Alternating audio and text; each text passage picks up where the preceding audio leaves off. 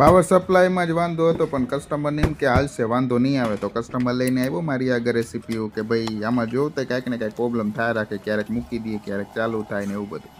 તો મેં ચાલુ કર્યું, ચાલુ થઈ ગયું, પણ પંખામાંથી હવા નથી આવતી SMPSમાં. મને કે હું કેવી રીતે ચાલુ થઈ ગયું છે, કાંઈક જાડું લાગે કે અચાનક ચાલુ થઈ ગયું એમને.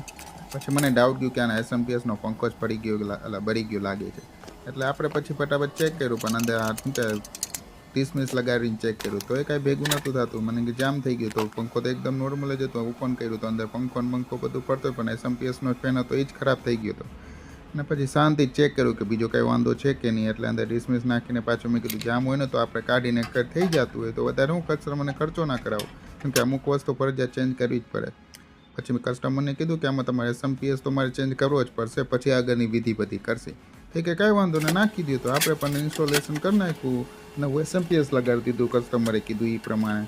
કેમ કે અમારે પછી આમાં ખાલી નાનકડી આમથી પ્રોબ્લેમના લીધે પછી મોટો ફોલ્ટ થાય એ કરતાં બેટર છે કે આપણે નાનકડાથી સ્ટાર્ટ કરી નાખીએ. એટલે SMPS ચેન્જ કરીને ચાલુ કર્યું તો સિસ્ટમ થઈ ગઈ ચાલુ. બાકી મળી.